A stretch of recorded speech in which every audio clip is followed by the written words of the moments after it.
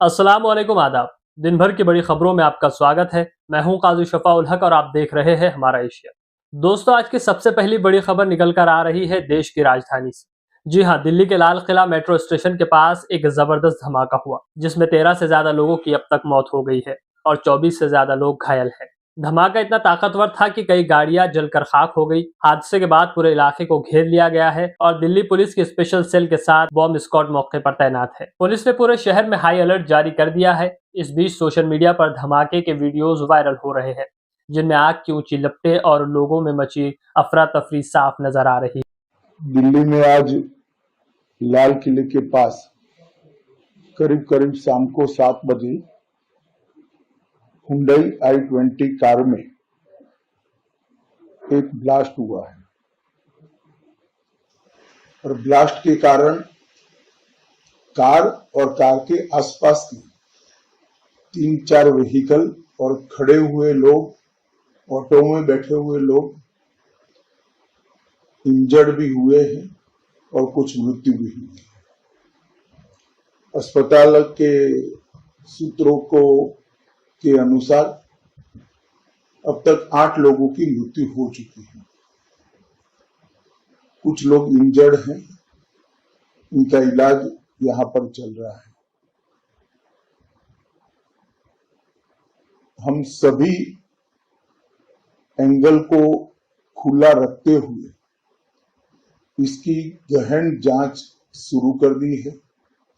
जैसे ही ब्लास्ट की सूचना मिली, Delhi police special cell, crime branch, NIA की टीम, एसपीजी की टीम, एफएसएल की टीम मौके पर पहुंच गई है और सभी प्रकार की जांच हम तेजी से कर रहे हैं।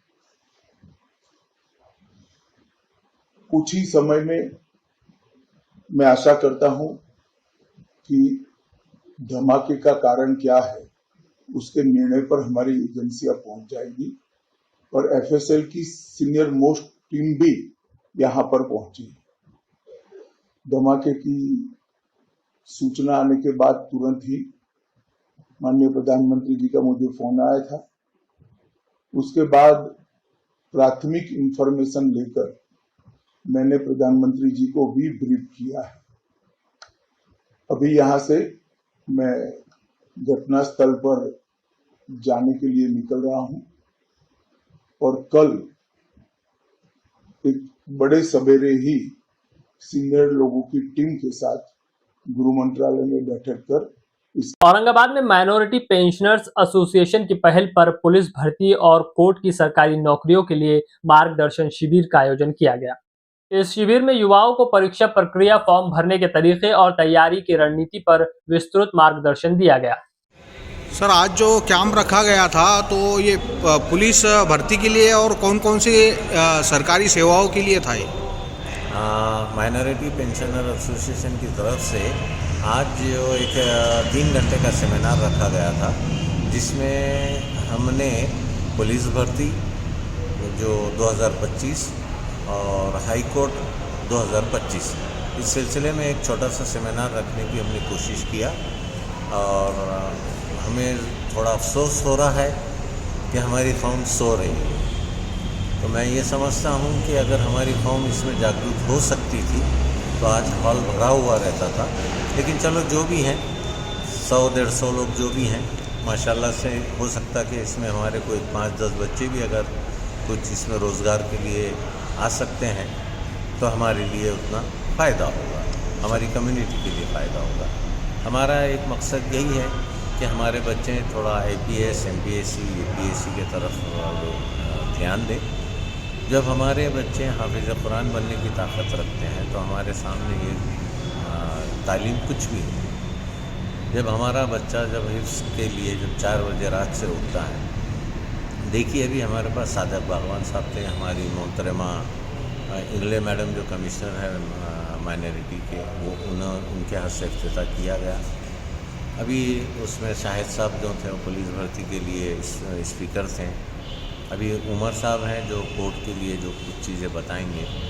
लेकिन अब जो भी हैं, हमने इसको 8-10 दिन से इसको हमने प्लान किया था कि हम इसमें लोगों को बोलेंगे, लेकिन हमको उतना रिस्पांस नहीं मिला। खैर, अल्लाह ने जितना भी हमको दिया हम उसमें उतना खुश है, हमारी कोई नाराज़गी नहीं है, लेकिन कौम ने आगे चल के इसको ज़रा थोड़ा सा ध्यान देना चाहिए और ये चीज़ों में आगे आना चाहिए। वहीं दूसरी ओर नगर परिषद चुनाव को लेकर सेक्युलर पार्टियों से मुस्लिम समाज के लिए उम्मीदवारी देने की मांग तेज हो गई है। खुर्रम अब्दुल रशीद साहब ने प्रेस कॉन्फ्रेंस में कहा कि मुस्लिम समाज के वोट तो सबको चाहिए, लेकिन टिकट देने में हमेशा अनदेखी की जाती है। इस बार ऐसा नहीं चलेगा। देखिए पूरी खबर। ये है अल्लाह के फजल से आज हमको अल्लाह ताला ने पत्रकार परिषद देने का मौका दे रहा है, उसका हम शुक्र अदा करते हैं।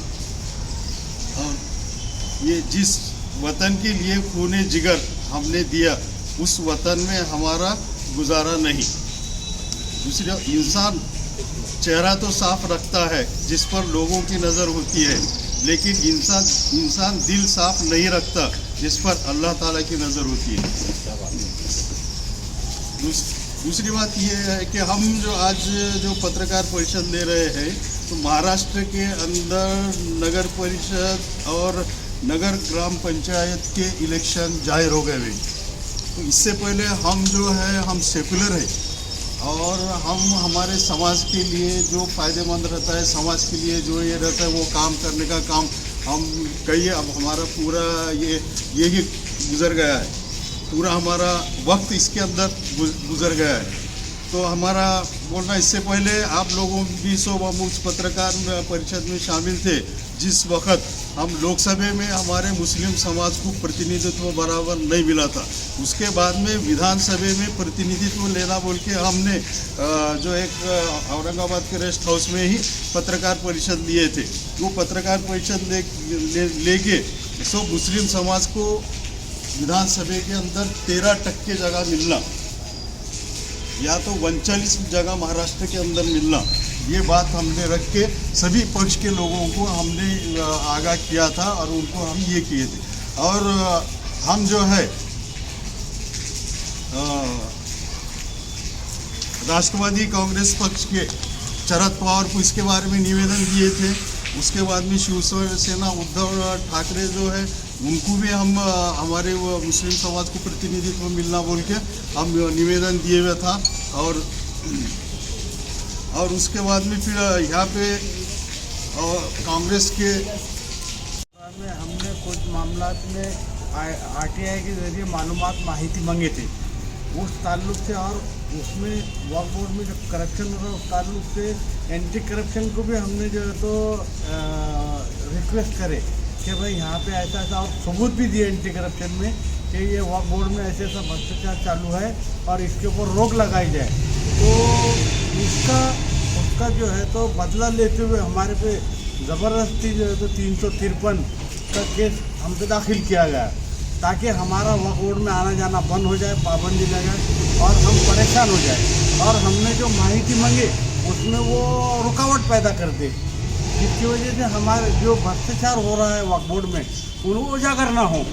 इस वजह से हमारे पे जो तो 353 का केस उन्होंने दाखिल करे, जिसमें कोई सबूत नहीं मिला पुलिस वालों को भी और कोर्ट को भी कोई गवाह नहीं मिले। गवाह मिले भी तो सब बिल्कुल मिसगाइड करते हुए जज साहब को उन्होंने गवाह दिए, जिससे हम बाइज्जत बरे हो गए। आपका पूरा नाम? तारिक अहमद खान वल्लाह खान। तो ये थी आज की कुछ अहम खबरें। आपसे कल फिर मुलाकात होगी, तब तक देखते रहिए हमारा एशिया।